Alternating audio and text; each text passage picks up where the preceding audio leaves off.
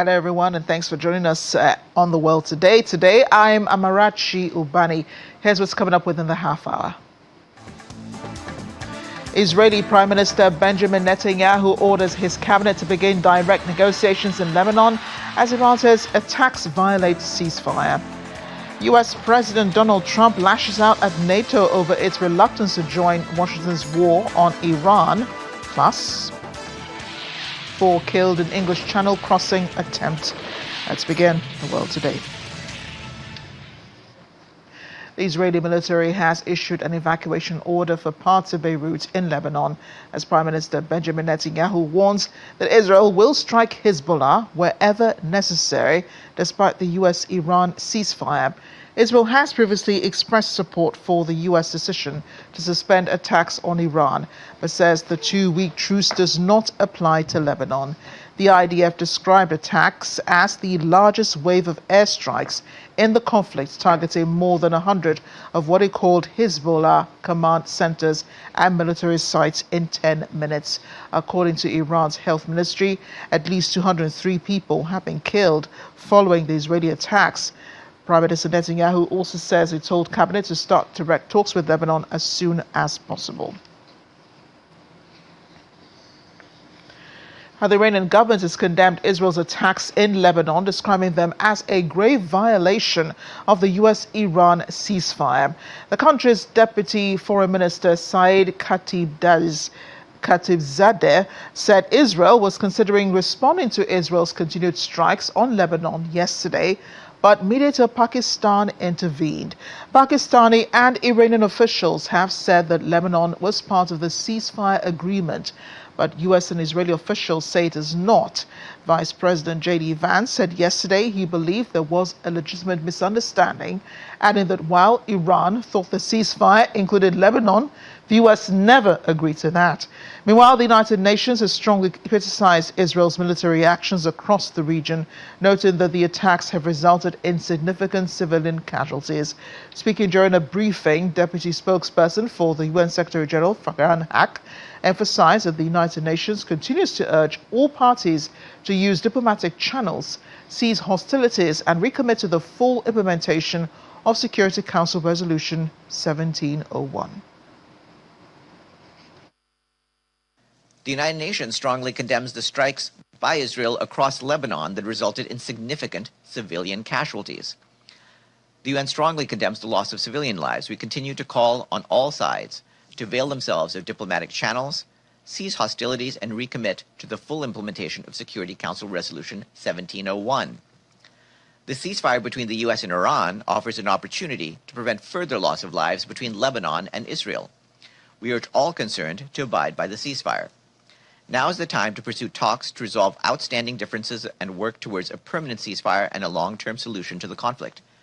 We are worried that any violence in part of the region may play the effect of spoiling the agreements that have been achieved for the rest of the region. So we want to make sure that all fighting everywhere is abated. Again, U.S. President Donald Trump has criticized NATO for what he describes as a lack of support for the United States during the conflict with Iran.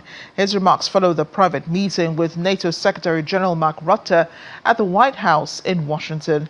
In a post shared on his Truth Social platform, President Trump said NATO was not there when the U.S. needed them, and they would be there if they need them again. Meanwhile, Rutte described the meeting as very frank and very open, despite clear disagreements between both sides. Without specifying the countries, the NATO chief said some member states failed to meet their commitments during the Iran operation. However, he noted that the large majority of Europeans had been helpful. Iran's consul general in Basra, southern Iraq, Ali al-Abadi, has reacted to the U.S. truce on Wednesday, saying his country will not retreat into areas of influence, thanking a number of NATO countries for not siding with the United States. In his words, we will not retreat, we have not retreated, and we will not retreat even slightly in any of our areas of influence, whether regional, missile, or peaceful nuclear. which are based on the Nuclear Non-Proliferation Treaty. The US and Iran agreed a conditional 2-week ceasefire Tuesday night. He said that Supreme Leader Ayatollah Saeed Mojtaba Khamenei is in good health after the US cast doubt on his condition, suggesting he could be seriously injured. But thousands of Iranians are today marking the 40th day since the killing of the Supreme Leader Ali Khamenei, who was slain in the first wave of the US-Israeli airstrikes on Iran. Similar gatherings have been taking place across Iranian cities in recent days, mourners commemorating the former leader and expressing support for the government following the announcement of a temporary ceasefire. Tensions in the Middle East escalated after the United States and Israel launched a joint military operation against Iran on February 28th, Tehran responding with strikes targeting Israeli and US military sites across the region, with reports of explosions in several Gulf countries. The conflict is also drawn in Hezbollah, which said it joined the fighting in retaliation for Khamenei's killing, while shipping routes, including the Strait of Hormuz, have faced disruption following its closure. Let's bring in foreign affairs analyst Yinka Oyeniyi. He's been monitoring developments in the Middle East. He's in the United Kingdom. Yinka, thank you for joining us on the program today. Do you think the ceasefire between the US and Iran is the best outcome of the war at the moment, given that both sides have been upping the ante on rhetoric about the war, the US threatening to wipe out a whole civilization, and Iran not backing down? Oh, well, I don't think that any of us saw this coming, to be honest. And that's the fact that Iran was going to hold out this for this long.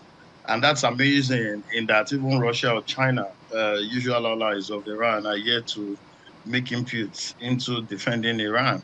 At this point, the implications of the war are biting hard across the whole world, possibly even in Africa, right? I hear that Dangote has increased pump price in Nigeria. So a ceasefire is something that we all want. How we arrive at that ceasefire is a different ballgame. And whether that can be enforced is a separate kettle of fish altogether.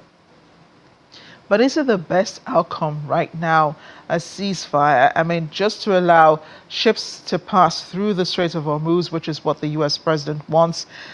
Basically, US ships, of course, and ships coming to the United States. He is, of course, concerned about the rising global oil prices, and so are other countries being affected by it. But is it the best outcome? I can tell you that's Trump coming to terms with the reality that was not envisaged. And I mean, it's also some sort of distraction away from incessant bombings, all right? So if we get to this point right now and start to discuss possibly a ceasefire or a suspension of hostilities, then we can say that we are laying the foundation for a different world order, to be honest, because whatever is agreed upon between the United States and Iran is like the two separate blocks we have all over the world. So we need this ceasefire. Okay, you want me to say categorically, we do need it, all right? We need petroleum products to be ferried across that corridor, that Strait of Hormuz. So we do need this ceasefire. And I am happy that Trump is humble enough, or has been humbled into considering that at this time, because it looks like they won't back down. Nobody anticipated that Iran had those many armaments of drones, all right, armed with payloads and all of that. So it's important that we have gotten to the point that we see what wasn't envisaged, and that's to say that Iran could as well hold its own. So a ceasefire is necessary. A ceasefire is important for us as a suspension, all right, for whatever it is, as a basis to start to reconsider the several points of demands that were made by the two warring parties. Yeah, but that ceasefire is already coming under threat because Israel has renewed airstrikes against Lebanon. It says it's going after Hezbollah targets, and Iran is saying, I mean, this is part of the deal that we agreed with the United States, that Israel will also hold off on its airstrikes on targets across the Middle East. Israel is not honoring this. They said this is not part of the ceasefire. The U.S. also says that it never agreed to this in the first place. So how could this scuttle efforts that have been made up until this point? It's very interesting, to be honest with you, because I thought that if anybody was going to breach whatever ceasefire we were talking about, and Trump started to talk about it since Sunday. All right, he gave an ultimatum for Tuesday, and Iran called his bluff up until that point. So he needed to save face. And then there was this discussion about, the ceasefire. But Israel is forcing Trump's hand. So it would have been Iran deciding that, what, even though we said there was a ceasefire, we are sorry, a missile just left off and all of that. I actually thought that Iran would be the one breaching those terms. But it looks as though Israel wants to force itself to the table. And this has only been escalated up to this point because U.S. joined in actively, because the United States joined in. That's why Israel can even have any hold of this whole warfare that's going on. So I believe that all of us, including the rest of the countries of the world, our own prime minister is already headed to this. So I believe that for whatever it is worth, we will have to stop this bombings going on at this moment. This week, before the week ends, there has to be some form of agreement regarding the ceasefire. I think you make a very valid point where you say that, this Israel is trying to force itself on the table. I know that the Prime Minister has praised President Donald Trump, for how he has handled the whole war with Iran. But this war with Iran was initially between Israel and Iran. And then President Trump decided to, come into this war. And now he's trying to claim victory for the United States. Do you think that Prime Minister Benjamin Netanyahu really is sitting back and watching the U.S. sort of take the glory for what Israel has fought for so long in the Middle East? I was smiling because I refuse to agree with you. And then a phrase just came to mind, and that is war by proxy. All right. This was never an Israeli war. This was about the two blocks, the two security blocks, if you like, of the world. It's China, North Korea, Iran on one side, it's the United States, possibly the NATO countries, and Israel on the other hand. So it wasn't Israel's war. This has escalated from Israeli-Hamas war to this right now. And there are dissidents that Israel is fighting. These are not governments, okay? When you talk about the Hamas or the Hezbollah, these are not governments. These are militants, all right? For whatever it is worth, this war hasn't been about Israel. Israel should take care of whatever is happening in Gaza, all right? With Iran, it's about nuclear, it's about oil, it's about armament, it's about international security, and it's about United States playing the big brother of the world. So for whatever it is worth, and I'll tell you something, which is what we all must note.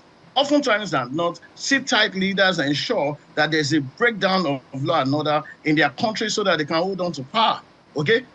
Russia, Vladimir Putin started this since 2014, annexing Crimea as a peninsula all the way back because he wanted to become president beyond 2030. And he legitimized that and then sealed it with the war with Ukraine. It's the same thing that Benjamin Netanyahu is doing. And that's why the opposition has already risen. So I would say that Benjamin Netanyahu should not overplay his hand, because give it another year or two, he will have to cease being prime minister. As a matter of fact, I wait to see if he will survive the Trump presidency. That's talking about Benjamin Netanyahu. So it's the desire to hold on to power locally that will make him all of a sudden think that this is about Israel. No, it's not about Israel. It is Israel riding on the back of United States being one of its greatest allies to continue to perpetrate these atrocities, to be honest.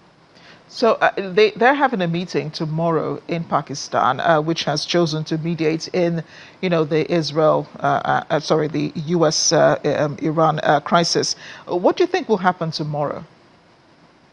All right, so what would happen? I know for a fact that it will either be Marco Rubio and Kushner, the president's son-in-law, attending on behalf of the United States. They are going to go there and behave like gentlemen, but Trump is going to surprise everybody, even while that meeting is going on, all right? I don't think that meeting will generate anything positive. Trump will come to the news and say that as a result of the meeting, that he's suspending strikes, but he is not going to suspend any strikes immediately. Trump will push hard demands that Iran will consider insulting. Iran suddenly has found its power with its drones and the Strait of Hormuz, and Iran is going to keep on being stubborn. If there's any resolve to this crisis, it will be India playing a role, Pakistan playing a minor role, and then you also find China coming here by proxy. So it is an anticlimax to the war by the weekend, but by next week, all of us will have to come together qualitatively to the table to determine how this should end. And you'll be here for the conversation. Zinka, thank you so much for joining us on the program today. Thank you for having me, and a very qualitative conversation as well. We're off on a break now. Still ahead, we'll have more coming from Germany as it looks into the issue of conscription. Plus, Channels Television wins a 17th award from the Nigeria Media Merit Awards. Stay with us.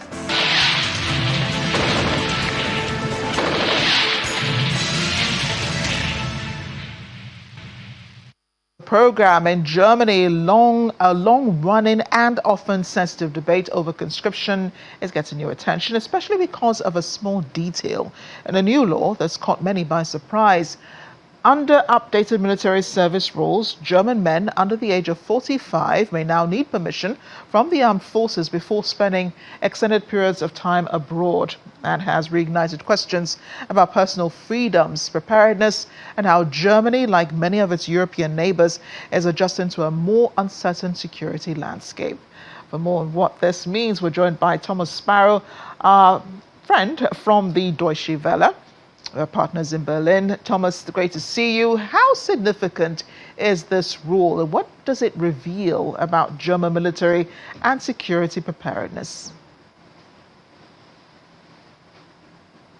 It is significant because it could essentially mean that millions of men would have to require permission from the armed forces if they want to have a lengthy stay abroad. Now, the German government has stressed that those approvals would be mostly automatic, that essentially they would only be rejected in times of major national crisis, and the German defense minister also stressed that the government is going to try and seek a change to that specific aspect of the law to make sure that people do not need to present those requirements, those permissions in the end. So basically the importance is more symbolic than practical. Symbolic because it has brought back memories for many Germans, painful memories for many Germans, that in the past, especially during communist East Germany, had to also ask for permission to travel abroad. Symbolic as well, because it basically means, or would mean, if approved, that it would mean a lot of bureaucracy in a country that is already seen as being very bureaucratic. And symbolic as well,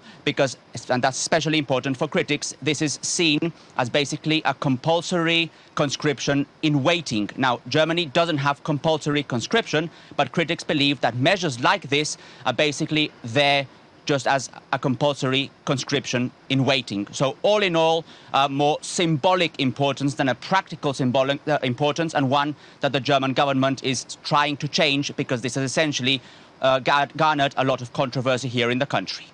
I can imagine the reactions. I'm sure you have some. So what are some of the reactions to the provision in Germany, and even more broadly to the conscription controversy? There have been protests in the streets, especially from young Germans who see this as I stress, as basically military conscription in waiting, that some of their freedoms are being taken away. The German government has scrambled to find an appropriate reaction to this. So there's also controversy going towards the German defense minister in particular. And what this all means for Germany is, again, a heightened debate about what exactly it means to have this voluntary conscription now. The law changed last year. Germany is now in this voluntary conscription phase, where it's looking specifically to get young people, young men in particular, to join the armed forces voluntarily by, for example, offering good salaries or better salaries than in the past. But there are lots of questions as to how this exactly would happen, and whether young males would actually join the army, specifically now in these difficult times. For Germany, a very sensitive issue as well, because Germany suspended compulsory conscription in 2011. And after that, Germany's armed forces went through a very difficult phase. And it was only after the war in Ukraine began that the German government decided that it was time to modernize the German armed forces and to make sure that many more people joined them voluntarily. But if not voluntarily, then there's also the possibility that a compulsory conscription would be back on the table. Wow. But across Europe, Thomas, many governments are strengthening their militaries. How does Germany's approach compare?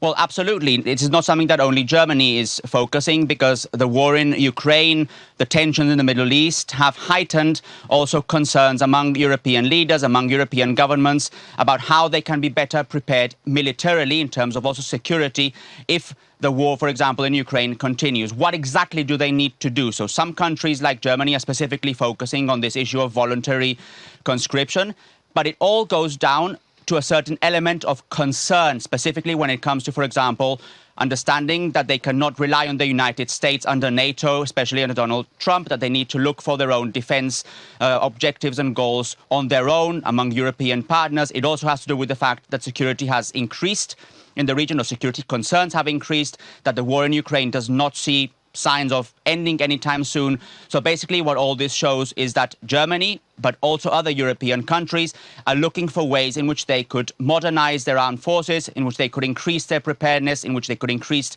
their security in very difficult times for Europe and the world. Well, Thomas, thank you for bringing this to light and for reporting on this. In other news now, 4 people have been killed off the coast of northern France after attempting to cross the English Channel using a taxi boat. French media reports at least 42 people have been rescued in the incident off the coast of Boulogne. Local French authorities in Calais say the situation is being assessed and remains subject to change as rescue efforts are underway.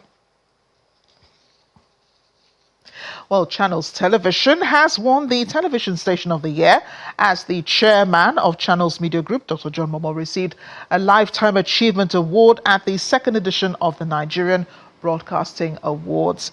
The award ceremony, which held in Abuja, is part of activities marking the 81st General Assembly of the Broadcasting Organization of Nigeria. Struggling, you should go back to radio. The 2nd edition of the Nigerian Broadcasting Awards brings together personalities cutting across the media, politics and other critical stakeholders. The award is organized by the Broadcasting Organization of Nigeria to celebrate excellence and professionalism in the industry. Excellence is not a destination, but a continuous journey. I encourage all practitioners, therefore, to remain steadfast in upholding the highest ethical standards, embracing innovation, and using the power of broadcasting to promote unity, development, and national progress. Congratulations. The awards are in 24 categories, including television and radio. Multi-award-winning television station Channels Television clinched the TV Station of the Year award. And the winner is Channels TV.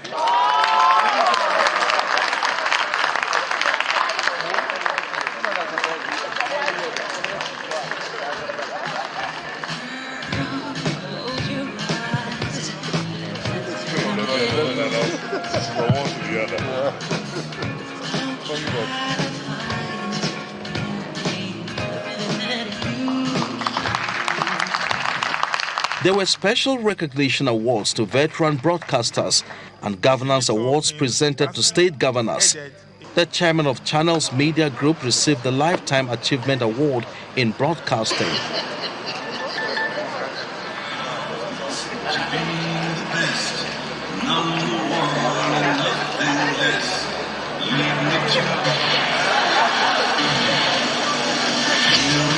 Governor Basi Otu of Cross River State and Governor Ubasani of Kaduna, alongside Governor Dauda Lawal of Zamfara, also received governance awards. There were also posthumous awards to veteran broadcasters and media personalities.